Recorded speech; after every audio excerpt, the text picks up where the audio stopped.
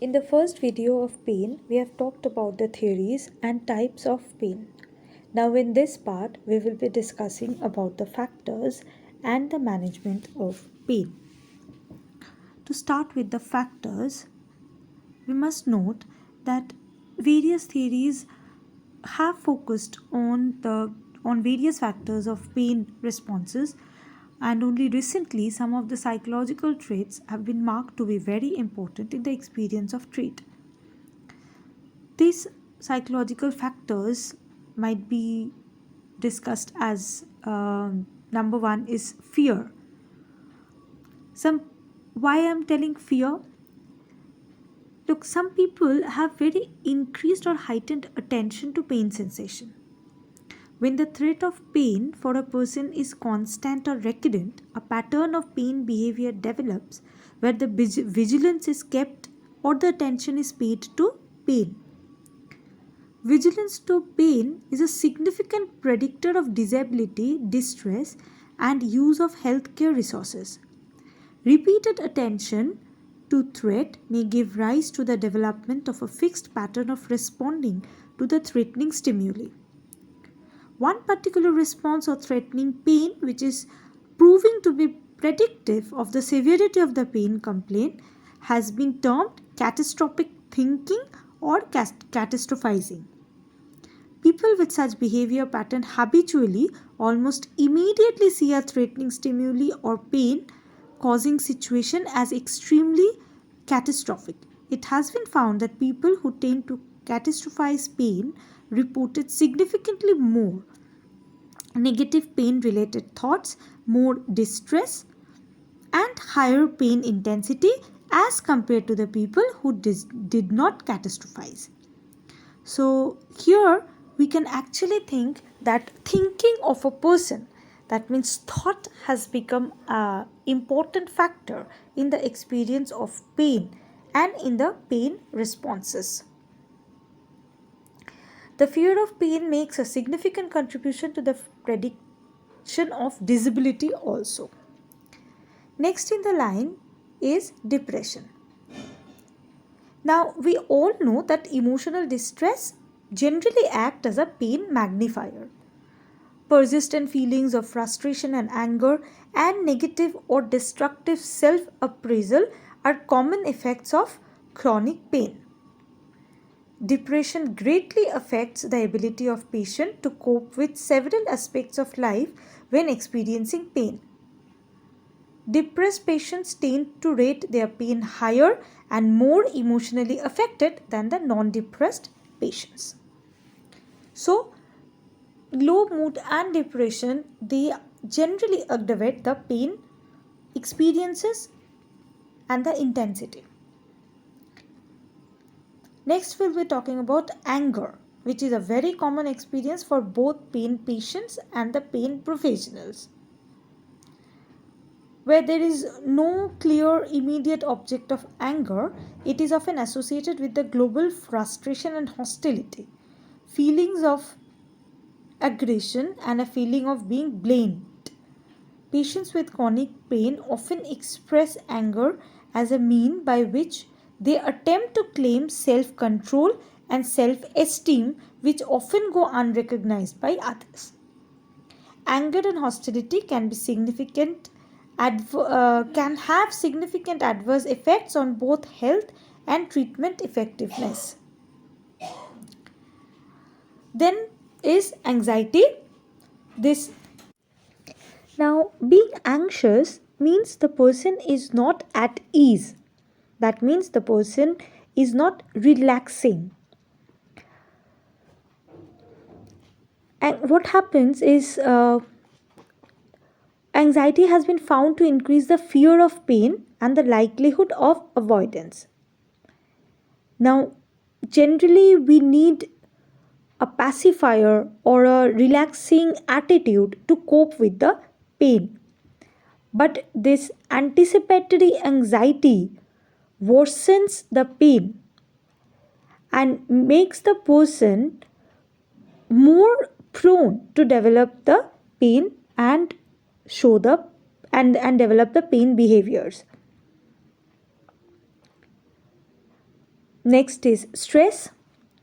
Now, why stress? Because we generally face a numerous stressor every day, and the stressors are actually contributing to the experience of pain. Stressors like life events, job pressure, family conflicts, or financial problems, all various types of stressors, all kinds of stressors can enhance the pain perception and the experience of pain. Highly stressful situations are associated with the development of ulcers, recurrent abdominal pain with delectable physical cause. Stress influences the experience of pain since it makes people tense their muscles, which in turn cause the pain. People undergoing high levels of stress may indulge in health compromising behaviors like neglecting proper diet or exercise. Social relationships, which in turn may also rob them of the essential social support and thereby increase the distress and cause various other disorders like migraine, backaches, other kinds of headaches, etc. Another factor of developing pain is stereotype responses to pain. Some people have a tendency to use certain muscle responses to stress. Like some people, they keep certain body postures, or they use more some muscles when they try to cope with the stressors. Like for example, a patient who is suffering from the myofascial pain dysfunction syndrome, these patients, they generally have a tendency to use their facial muscles to whenever they feel stressed. Some, they actually show activity in particular facial muscles in response to stress. Now, apart from the factors, there are certain effects also that hampers a person's life. That is, effect, there are certain effects of the pain. Now, generally, when we see about the effects of pain, it is generally because of the chronic pain, because chronic pain that lasts for some longer time. Now, we must also remember that all the chronic pain patients were once acute pain patients, right? It must have originated from the acute course. Now, for the patients for whom the pain interferes with the life activities, that make transitions into the chronic pain experiences. Now, these chronic pain patients may experience pain especially strongly because of the high sensitivity to the noxious stimulus, impairment in the pain regulatory system, and overlay of the psychological distress. Now, with this also, still their personal life gets hampered due to this. So it has, generally, the lifestyle of the chronic pain patient is quite different from the others. The chronic pain sufferers, they generally have a difficulty in maintaining a social and recreational life because obviously of their decreased ability, of their physical ability. Many of time their income can be reduced, so their standard of living may decline, and obviously they may need public assistance. Their lifestyle becomes oriented around the experience of pain and its treatment. They generally get preoccupied with the pain responses and the pain experiences. Their personal relationships also are jeopardized by the this kind of pain. Chronic pain patients, they often do not communicate well with their families, and sexual relationships almost always deteriorate. Social relationships, in addition to the marital relationships, obviously, is declined due to reduced social contact. They generally get self absorbed in their pain behaviors and pain experiences, and likewise they inhibit social interactions. And many of the time, because of their physical limitations, they also inhibit their social interactions. Now, neurotic behavior, including preoccupation with physical and emotional symptoms, can also result due to pain. Now, we are coming to the treatment or management of the pain. Now, traditionally, pain management methods obviously include pharmacological, surgical, and sensory techniques. And other than that, nowadays, various other techniques include biofeedback, relaxation, hypnosis, acupuncture, distractions, guided imagery, and etc. So, we will be discussing the various treatment plans of the pain. While planning a treatment plan for pain, the psychological and social components should also be taken into account, because psychological and social components of pain are integral part as of the experience of pain and influence the likelihood of successful pain programs. Developing psychological profiles for different groups of pain patients have been found to be very helpful in the treatment of the pain. Now, these profiles, they are not thought only as the pain-prone personalities, but they are uh, useful in specifying the problems of the patients, specifically with the individualized experience of the pain. Now, for this, various personality tests are used to find out the pain profile of the patients. Often, depression reflects the feelings of despair or hopelessness that can often accompany long-term experience with unsuccessfully treated pain. Depression also increases perceptions of pain, and so it can make the total pain experience worse,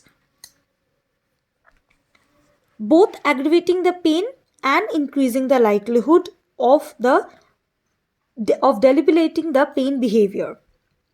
This profile has implication for the treatment of pain, because interventions with depressed pain patients must address chronic depression and the thought disorders that might result due to the pain.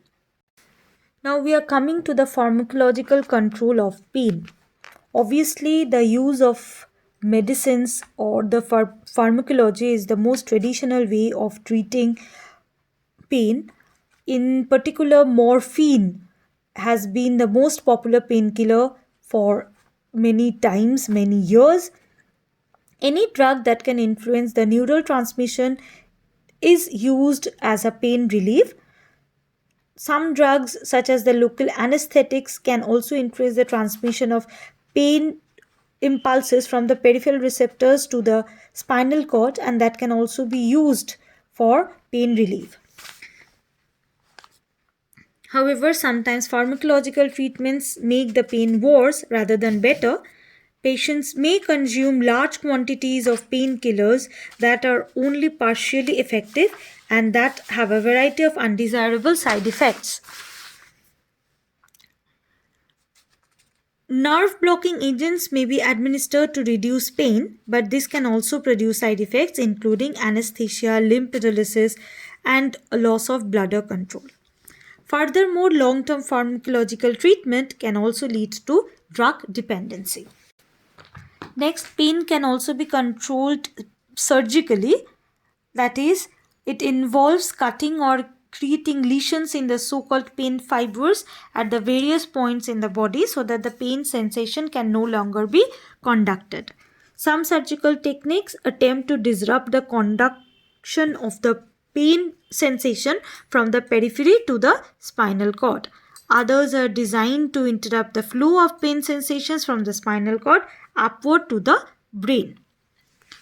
These surgical techniques are sometimes successful in reducing the pain temporarily.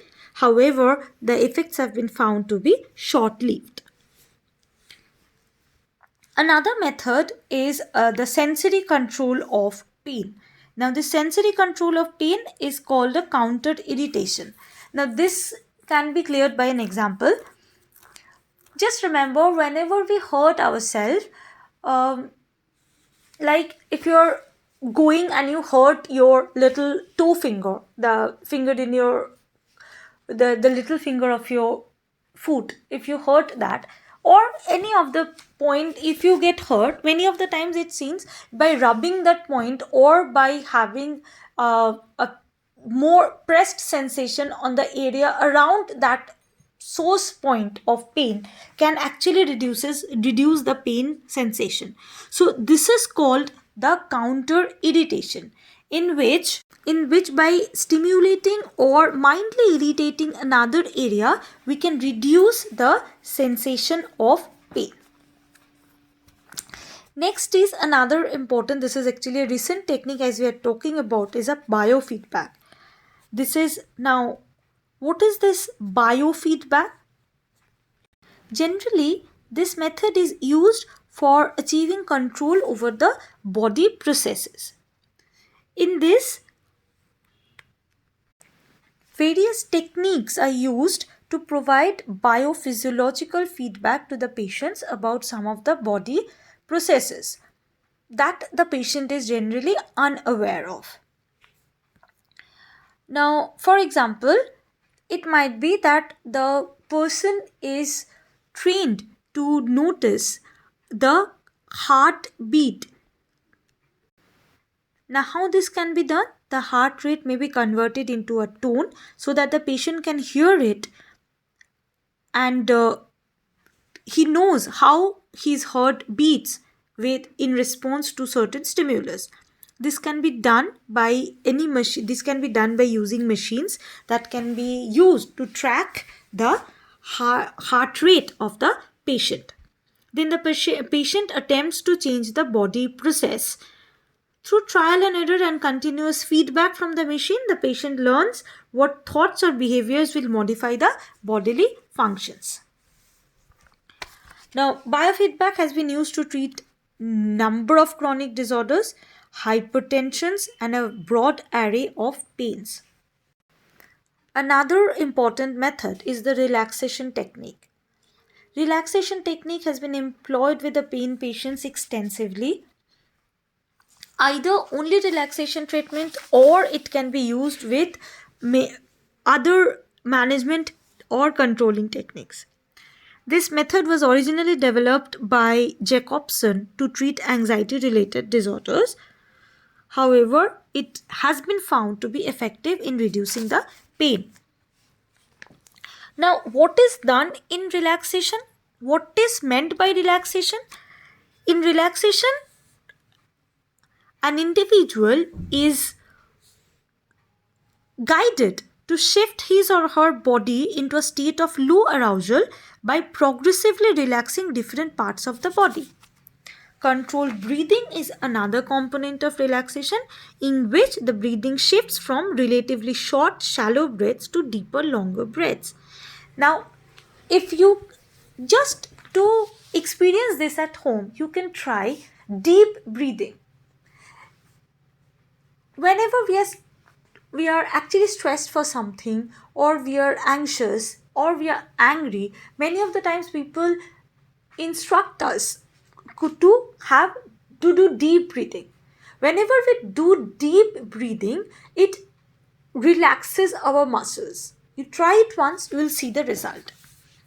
So that is actually a way how relaxation works, and relaxation has been found very effective in in treating pain responses. And an alternative method of inducing relaxation is through meditation. Meditation is also in the same way, like as in relaxation, meditation also does the same thing in relaxing your body, in calming your mind by calming the muscles, in relaxing the muscles and of various parts of the body. Now, next is hypnosis.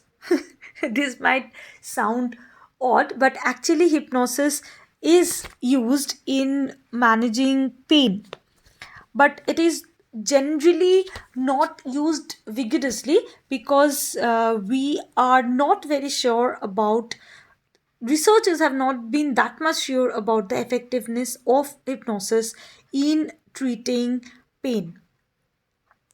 However, generally what it does is it takes the patient into a trance state, and in trance state a relaxation is induced in the patient, and the and that instructions of reduction of pain and suggesting that the pain has gone and it has declined, that actually help in reducing the pain experience, in reducing that pain.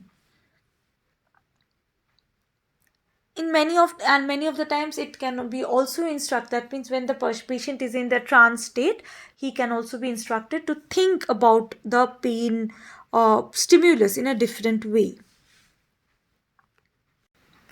Another method is acupuncture. We all know about the name, and we know it had originated in China a long years back. I don't know how many thousand years back it originated there.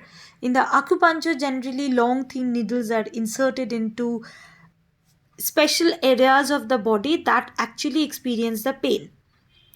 Now, how this acupuncture actually works, we are not very clear about it, but it might be that it, because it also create that counter irritability that we are talking about, that can be a method that can actually act as effective treating for pain in case of acupuncture. Next is distractions. Distraction is very simple. Like as we always say, whenever we are fearful of something, think of something else. So that is actually distracting your mind to a different stimulus, not focusing on the stimulus that gives you the fear. So same comes over here. Like just think about the military officials or the pain or the sport persons. They are involved in intense activities, and whenever they get injuries, like any small injuries or like that, they generally do not think about it. And as we divert our focus of attention, then we generally achieve in reducing the pain experiences. For these, generally, there are two different mental strategies for this distraction. In the first kind, it is like simply focusing the attention on some other activity, as I was talking about. And in the second kind, the mental strategy is to focus directly on the events but to reinterpret the experience. That is, we are seeing the stimulus, but we are interpreting it in a different way that we generally do. That means a threatful situation is to be reinterpreted as it might not that be threatening. So it is the way how we interpret the stimulus that creates the pain. So if we reinterpret the stimulus, then the pain sensation can be reduced. That is the main rationale behind this method of distraction. Then is guided imagery.